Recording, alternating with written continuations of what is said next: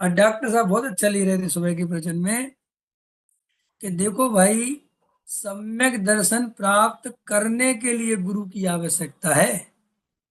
राजू भाई, अजमेरा जी, इंपॉर्टेंट बात है क्या? सम्यक दर्शन प्राप्त करने के लिए गुरु की आवश्यकता है। आत्मा का ध्यान करने के लिए गुरु की कोई आवश्यकता नहीं। समझ में आया कि नहीं आया? एक बार वो गुरु ने हमें वस्तु स्वरूप समझाया और हमें अपने आत्मा का दर्शन हो गया।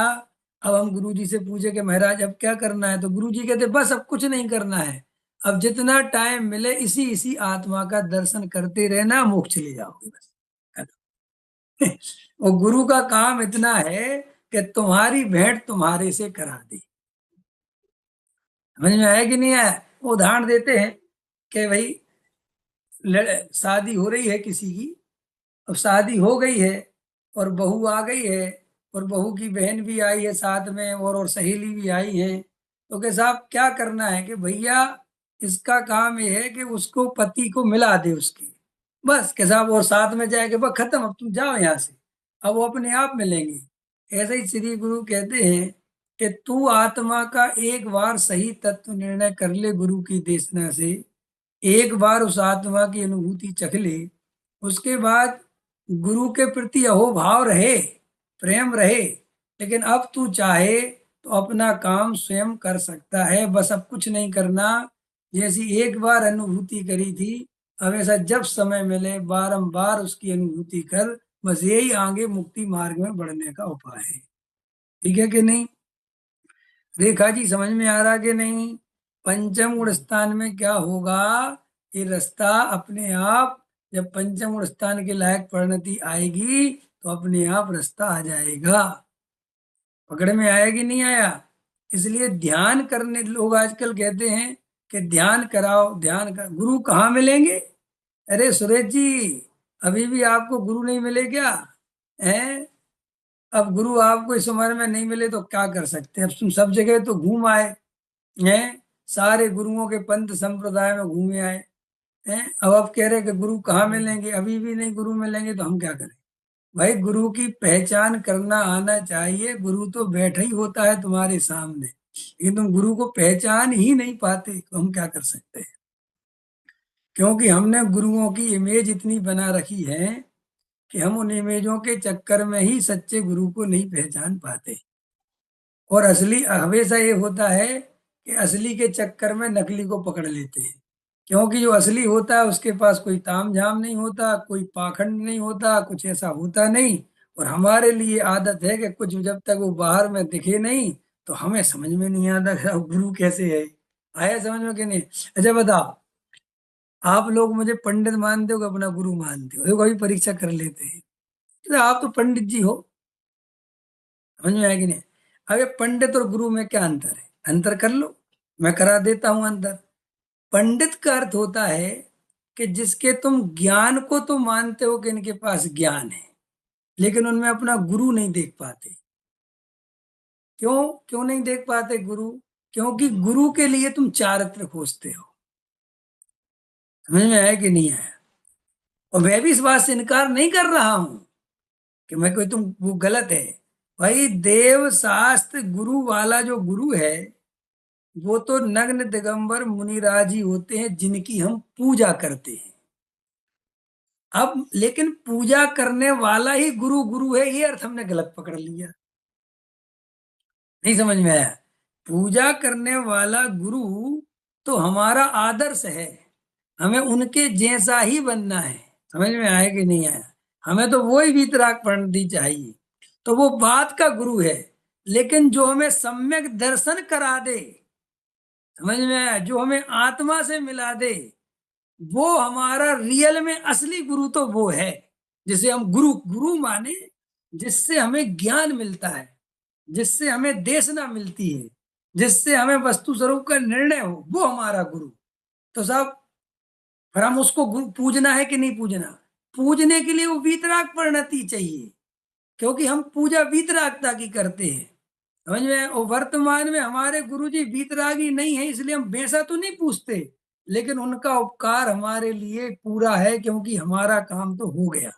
जैसे निहाल भाई कहते थे कि भैया हमारे लिए तो कांजी स्वामी जो है अनंत भगवान से भी बड़े हैं, तो लोगों को बड़ा बुरा लगे। समझ में आया कि नहीं है? कि ये क्या बात बोलते हो? तो वो कहते थे कि देखो भैया, अनंत भगवान से हमें डायरेक्ट कुछ नहीं मिला। समझ में आया?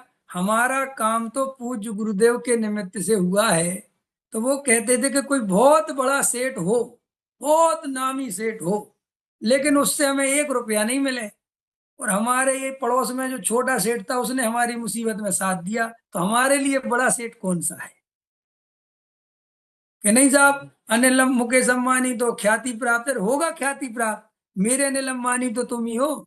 जैसे हमारे लड़के होते ना फैक्ट्री पे, हम कहते यार तुम लोग जो है ना मुकेश अंबानी, तो कहते भाई साहब हमारे तो मुकेश अंबानी आप हो, क्योंकि मौका पड़ने पे आप ही दे दो 500 रुपये, मुकेश अंबानी थोड़ी देता है।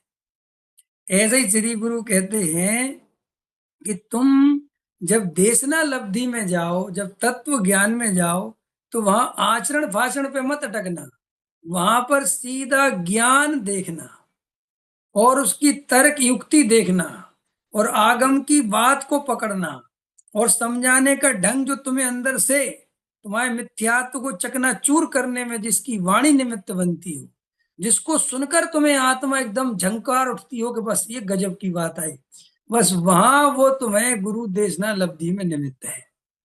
अब चाहे वो गुरु शादीशुदा हो, चाहे बाल बच्चे वाला हो, चाहे पैंट शर्ट वाला हो, चाहे जीन्स टी शर्ट वाला हो, चाहे कुछ भी हो, अगर कोई ये बात है तो बात समझ लो।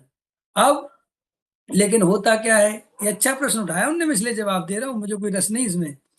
अब दूसरी बात प्रॉब्लम क्या है कि हमें जिससे मिल रहा है असली तत्व ज्ञान, हम उसमें गुरुपना नहीं देख पा रहे, देखना ध्यान से। सो वो उतनी महिमा नहीं आ पा रही उसकी बताई हुई तत्व ज्ञान की, और हम जिस गुरु में गुरुपना देख रहे हैं वो तत्व ज्ञान नहीं बता पा रहा। सो ना, क्या गए तेरा के चक्कर में, नहीं समझे, वो कहते ना आदि के चक्कर में पूरी गई। इस गुरु में गुरुपना नहीं देख पाया, और जिस गुरु में गुरुपना देख रहा है वो तत्व ज्ञान नहीं सुना पा रहा। अब आदमी बड़ा कंफ्यूज है। समझ, इस समय मोक्षों की बड़ी हालत खराब है, ना निगलते ही बन रहा ना उगलते ही बनता। पंडितों को ये कुछ मानते नहीं, समझ में आया, और महाराजों के पास जाते नहीं।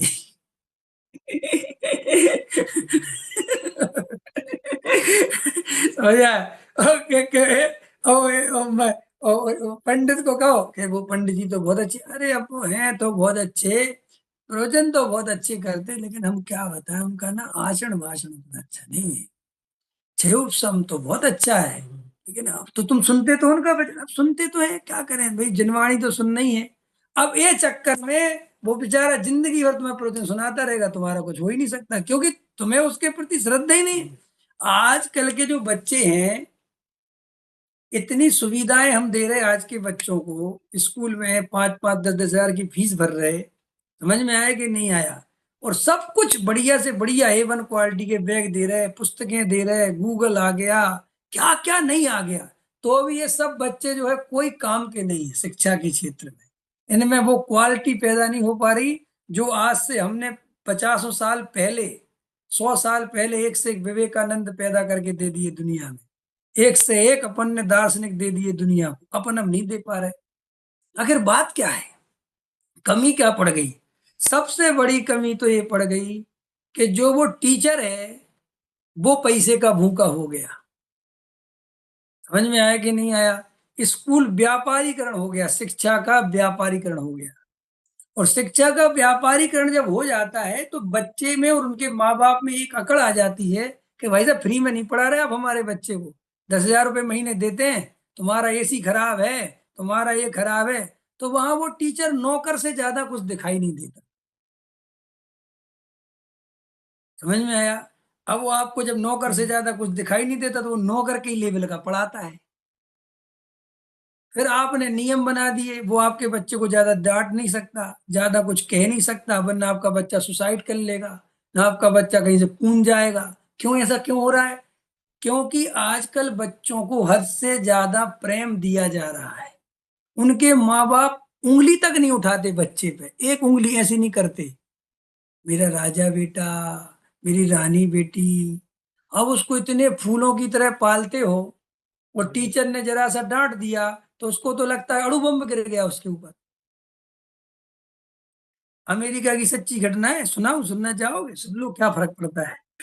अमेरिका में एक इंडियन इंडियन व्यक्ति थे, माने वो इंडिया में रहा, पढ़ा लिखा वो लड़का, और शादी करके अमेरिका वगैरह में जॉब चल लग गई उसकी। भाई साहब, उसका पति पत्नी और एक बच्ची थी उसकी। और उस लड़के के माँ बाप बहुत सुपीरियर, बहुत अच्छे पैसे वाले थे, और एक ही लड़का था। और कभी उसके पिता ने उसके बेटे को कभी नहीं डांटा। उसे कभी जिंदगी में अभाव क्या होता है कभी ये पता ही नहीं चला। उसे हर चीज अलाउद्दीन चिराग की तरह मिल जाती थी। समझ में आया? वो बहुत पढ़ने लिखने में भी होशियार था, लेकिन उसने दुख क्या होता है, तकलीफ क्या होती है, संघर्ष क्या होता है, उसे कुछ नहीं पता। और यहाँ से पढ़ पढ़ के वो चला गया वहां पे। समझ में आया कि नहीं? और वहां पे क्या हुआ भैया, कोरोना काल आया था ना तुम्हारा, ये तो ये नौकरी फोकरी चली गई। भैया वो इतना घबरा गया, इतना डर गया जिंदगी के इस मुकाम को देख के, उसने आत्महत्या कर ली। समझ में आया कि नहीं आया? डर गया बहुत बुरी तरह, और सुसाइड नोट लिख के चला गया कि मैं इतना भयानक स्थिति को नहीं देख सकता, और मैंने कभी इतना दुख नहीं देखा, और मर गया। आजकल के बच्चे स्कूल जाते हैं, जरा सा कुछ टीचर बोलते तो को छत से कूद जाए, कोई कुछ कर ले, कोई कुछ कर। अब टीचर भी डरे डरे रहते बेचारे, क्या करें? समझना ध्यान से। तो जब हमने शिक्षा का व्यापारीकरण कर दिया और बच्चों को हमने इतना सुपीरियर बना दिया, इतना स्पेशल बना दिया कि तू ही राजा बेटा और तू ही सब कुछ है, तो वो बच्चा अपने आप में बेकार हो गया। और उसके दिमाग में डाल दिया कि जो तेरे टीचर फीचर कुछ नहीं, पैसा के मरे जाते हैं, तेरे स्कूल वाले पैसे के लिए मरे जाते हैं, और हम इतना पैसा देते हैं, तो वो शिक्षा बिल्कुल बेकार हो गई। आप समझे? आज बच्चों को 25,000, 30,000, 15,000 की कोचिंग टीचर देते हैं वहां स्कूल में, और घर पे आके फिर भी ट्यूशन भेजना पड़ता है, और फिर भी उसे कुछ नहीं आता है। बच्चे से पूछ लो, चलो 15, 20, 25, 30 जोड़ के दिखाओ, तो कहता 15 क्या होते हैं, 30 क्या होते हैं, ये 25 क्या होता है। तो मैं अपने बेटे से कहता हूँ, एक बात बता, मैं हिंदी मीडियम में पढ़ा, लेकिन मैंने 35, 85, 86, 76 सब सीखा, ठीक है? तो तू नहीं सीख सकता कि 25 के क्या होता है 25? तू हिंदी की गिनती नहीं सीख सकता, लेकिन हिंदी की गिनती सीखने में अपने आप को एक बेइज्जती समझते हैं। समझ में आया? जैसे मतलब मैं आपसे पूछूं, समझना ध्यान से सुरेश जी, मैं आपने बोला विवेक जी 76, और मैं आपसे पूछूं 76 क्या होता है, अरे यार क्या है तुम, मतलब मैं अपने आप में बहुत इंसल्ट हो गई मेरी, मैंने अगर आपसे 76 पूछ लिया। लेकिन इंग्लिश मीडियम का बच्चा 76 क्या होता है ये पूछता है, तो उसे बड़ा स्मार्ट लगता है कि हम नहीं जानते 76 72 क्या होता है, आप इंग्लिश में बोलिए। ये कल्चर हमने कौन सा डेवलप कर रखा है? क्या कल्चर है तुम्हारा? भाई भाषा ही तो है, हमने तेरी सीखी ना भाषा।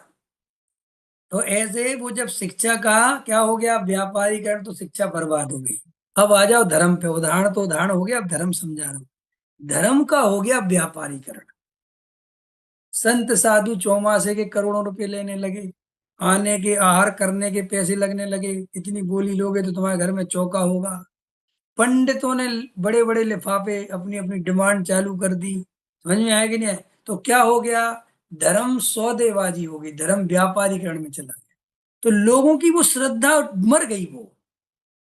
आप समझे? आप सुन तो रहे हो, लेकिन आप उतनी श्रद्धा के साथ नहीं सुन पा रहे हो, क्योंकि आपको पंडितों के बारे में पता है कि पंडित कैसे होते हैं, और वो अंदर में वो एक दीमक लगी हुई है। तो सुनते भी उसी पंडित से रहते हैं, और पीठ पीछे उसी पंडित के प्रति हमारा कोई अहोभाव नहीं। हम महाराज के बहुत, मैं महाराज तक की कह रहा हूं, लोग महाराज को सामने पढ़ते हैं तो बड़ा नमस्कार करते हैं, बड़ा आदर देते हैं, और पीठ पीछे अरे महाराज को हम जानते कितना बेकार महाराज है। समझ में? वो तो ठीक है, अपने धर्म के हिसाब से नमस्कार करना चाहिए, हम अंदर से सही नहीं है। पैसा इन महाराज की हमने देखी भाई साहब, जहाँ 10 लाख रुपए की बोली लग जाती उसके घर में हार ले लेते हैं, और बाकी सब ठीक नहीं है। ये स्वरूप है।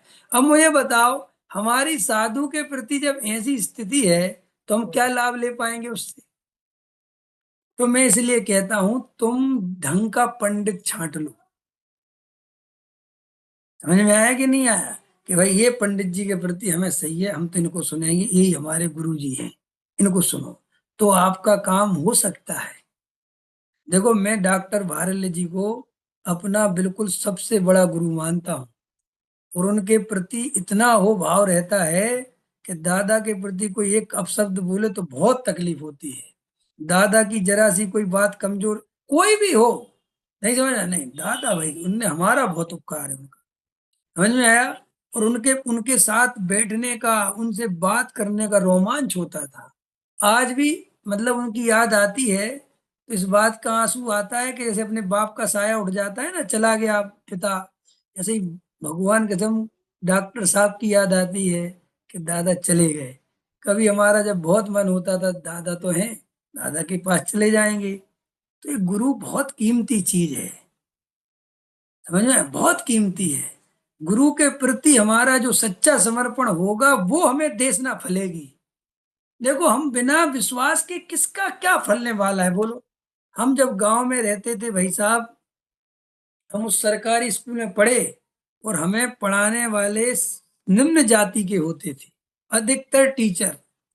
तो भी हम इतनी श्रद्धा से उनके पैर छूते थे, और हमारे माँ बाप, हमारे दादा वगैरह, बाबा वगैरह बताते थे कि बेटा, जात ना पूछे साधु की, गुरुओं की कभी जाति नहीं पूछना बेटा, इनका ज्ञान पूछना। समझ में आया। और इनके पैर छूना। तो वो जो हम उस गुरु के प्रति इससे रहते थे, वो हमसे बहुत बढ़िया काम होता था, हमारे ज्ञान में वृद्धि होती थी, हमें अहोभाव रहता था। समझ में आया कि नहीं आया। लेकिन आज शिक्षा भी बिक गई और धर्म भी बिक गया, इसलिए बेचारा श्रोता जो है बिना श्रद्धा को घूम रहा है। प्रवचन तो बहुत हो रहे हैं, दिन रात प्रवचन हो रहे हैं, और दिन रात चैनल चल रहे हैं, और रोज 10 चैनल बन रहे हैं, और नए प्रवचन रोज नए नए सत्संग हो रहे हैं। लेकिन श्रद्धा के बिना क्या करेगा प्रवचन। हम अगर भगवान के समूह में भी जाएं और हमारी भगवान के प्रति श्रद्धा ही नहीं हो तो दिव्य ध्वनि क्या कर लेगी। देखो, डॉक्टर साहब बहुत अच्छा समझाते कि महावीर के समोषण में गौतम गणधर पहुंचे तो सबसे पहले मान गला, अहंकार बिल्कुल गिर गया, मान स्तंभ देख के हो ये क्या चीज है, और अपने आप पूरी देश सम्यक दर्शन पहले हो गया, चार ज्ञान के धारी पहले हो गए, दिव्य ध्वनि तो बाद में सुनी। बोलो साहब है। बोलो बोलो है। वो अब मान के चलो वो ऐसे खड़े रहते, कौन महावीर, बोलो क्या बोल रहे हो, खरान की दिव्य ध्वनि देखें क्या होता है, कुछ नहीं।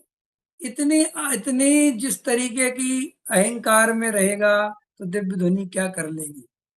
देखो, गोसाल नाम का सुना तुमने, गोसाल मंखली सुना है तुमने, किसी इसकी कहानी वहानी पता है कि नहीं। एक महावीर के समय में, मैंने पूरा इतिहास पढ़ा है, उसमें पढ़ना, उसमें मंखली गोसाल नाम का व्यक्ति महावीर के समय उनके साथ मुनि बन के घूमता था। समझ में आया कि नहीं आया। और मन ही मन जो है मिथ्या दृष्टि था, तो कभी कभी चालबाजियां भी करता रहता था, और समूह शरण में भी था वो गोसाल मंखली। और उसने ये सोच रखा था कि महावीर का गणधर मैं ही बनूंगा, क्योंकि साथ साथ में मैं ही रहा हूं। और जब गौतम गणधर बन गए तो उसे बहुत कसाय हुई। समझ में आया कि नहीं आया। और वो समूह शरण छोड़ के चला गया। अब देखो, भगवान के समूह शरण में भी बैठा रहा, उनका सत्संग भी करता रहा, लेकिन अहोभाव से, भक्ति स्वरूप से गुरु के प्रति नहीं रहा, अंदर ही अंदर अहंकार और मायाचारी में रहा, तो सब में दर्शन से चूक गया। ऐसे ही ये क्षयोपम भयोपम ज्ञान से कुछ होने वाला नहीं है। समझ में आया कि नहीं आया। आप अच्छे से समझ लें, आप रोज रोज प्रवचन सुन रहे हैं और ज्ञान की वृद्धि हो रही है, और आप इससे अगर अपने को बहुत बड़ा धर्म समझ रहे हैं तो भूल है। हम और आप यहाँ पर जो प्रवचन में चर्चा कर रहे हैं, अब ये क्षयोपम वयोपम समझने के लिए नहीं बढ़ रहे, अब तो अपनी श्रद्धा को मजबूत करने के लिए। समझ में आया। बात वही वही आएगी, बात नई नहीं आएगी। वही राग देश से भेद ज्ञान रोज कराएंगे कि साहब रोज क्यों कराते भेद, अरे भाई करना ही है।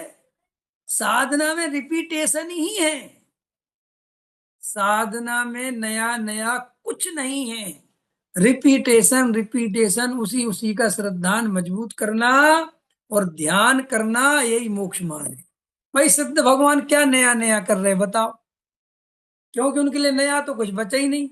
भाई जो भविष्य की पर्याय है वो उनने पहले जान ली, अब अभी थोड़ी देर बाद उन्हें वर्तमान में जानेंगे, थोड़ी देर बाद उन्हें भूत की जानेंगे, बस वो काल की बात है।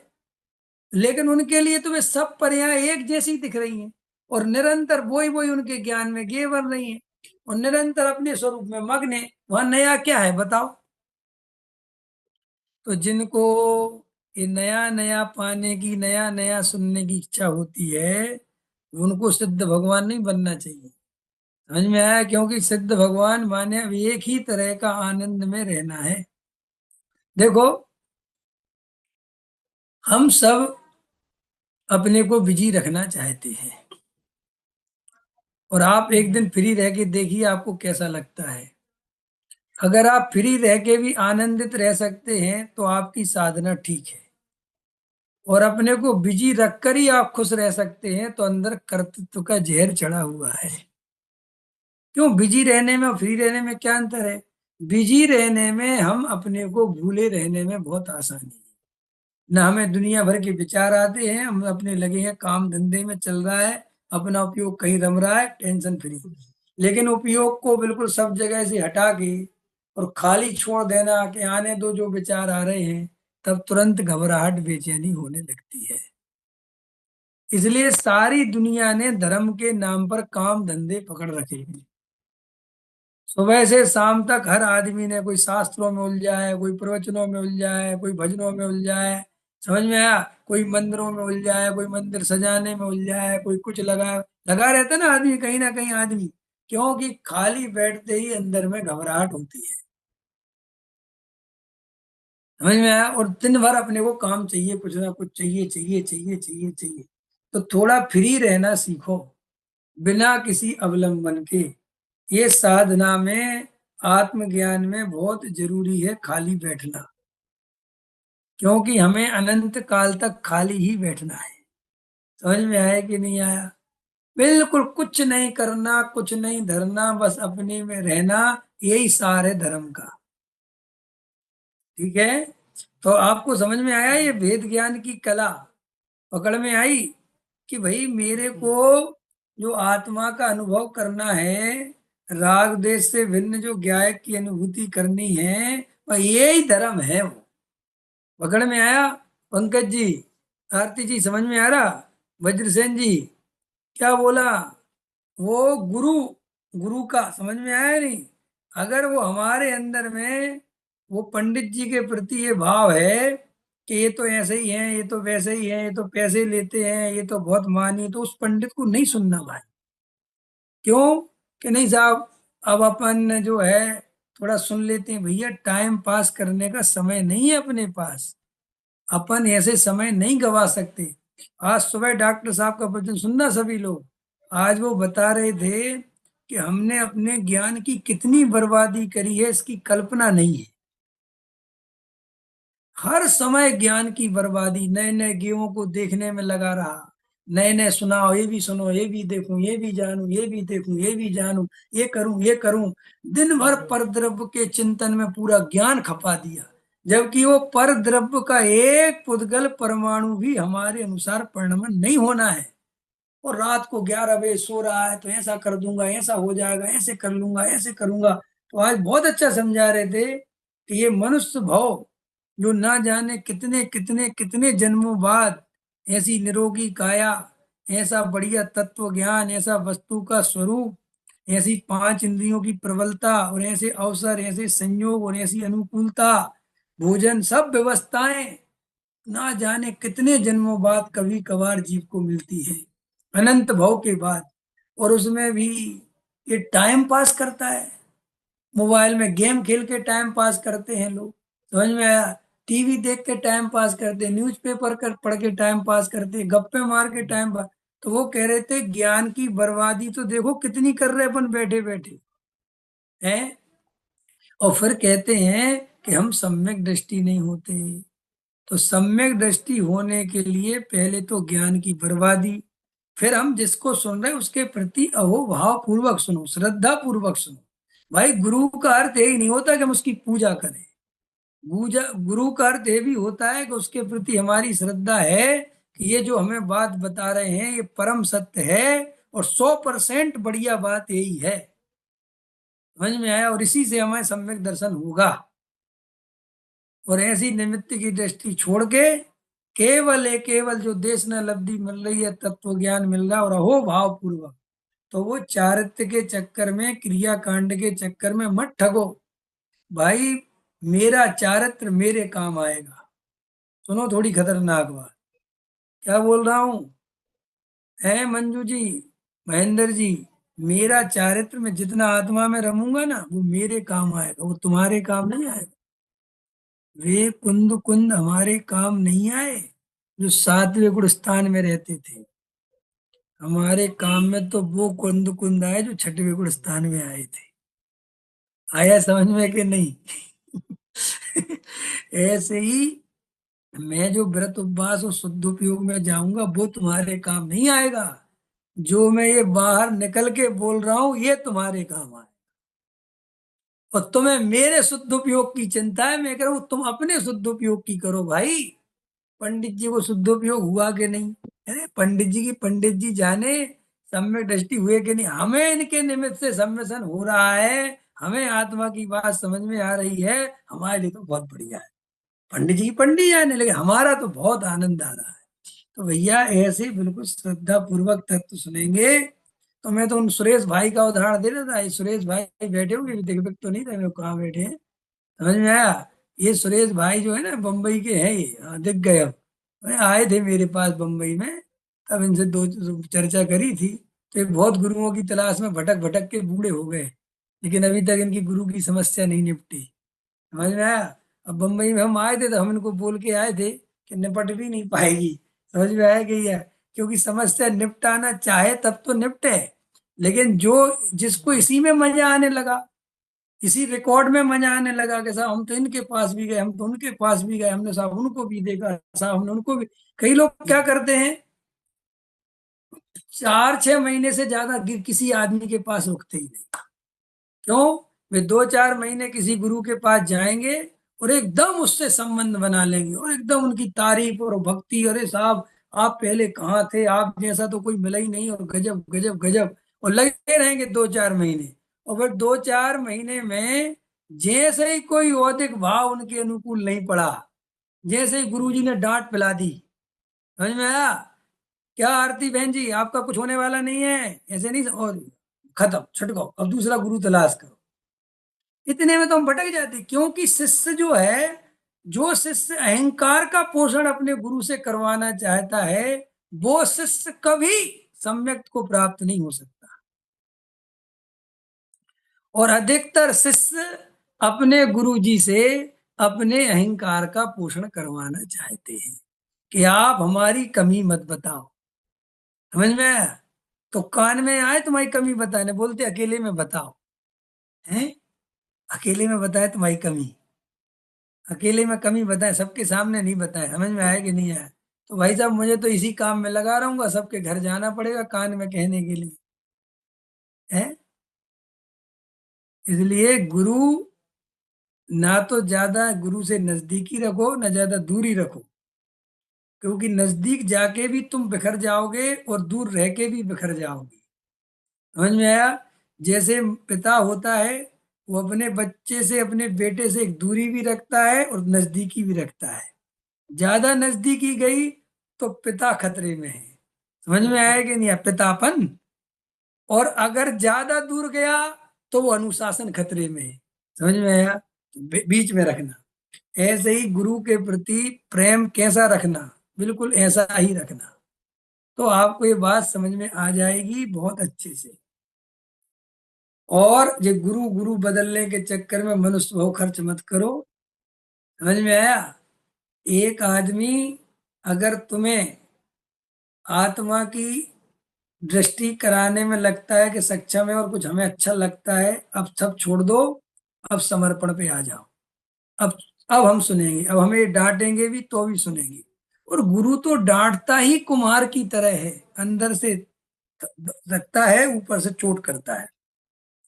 और चोट करना इसलिए जरूरी होता है कि तुम्हारा अहंकार चेक कैसे होगा कि तुम कहाँ खड़े हो, हैं। अब कभी कभार थोड़ा बहुत तुम्हें डांटेंगे, कुछ बोलेंगे, और तुम उतने ही में बिखर जाओगे तो कैसे चलेगा। आया समझ में कि नहीं, पकड़ में आया। तो इस तरीके से अपन को ये जो जीवन है बहुत इम्पोर्टेंट है। और दूसरी बात, महत्वपूर्ण बात यह है कि पूज्य गुरुदेव श्री कांजी स्वामी के निमित्त से जो ये तत्व ज्ञान अपने को मिला है, ये 100 टंच कसौटी पर कस के तुम्हारे पास भेजा गया है। ये कोई इधर मिलावटखोरी नहीं है, यहाँ किसी प्रकार का पंथ संप्रदाय नहीं है। गुरुदेव श्री ने स्वयं इस तत्व ज्ञान की खोज अपने लिए करी थी, और ऐसा महाभाग्य से अपन तक वो आ गया, इसमें शंका मत करो। बिल्कुल दिमाग मत लगाओ, अपनी डेढ़ बुद्धि मत चलाओ। ज्यादा दिमाग लगाओगे तो चार गति में घूम जाओगे। समझ में आया। भाई साहब, पूज्य गुरुदेव श्री के प्रति अहो अगाध श्रद्धा से भर के उनके तत्व ज्ञान को हमें ग्रहण करना चाहिए।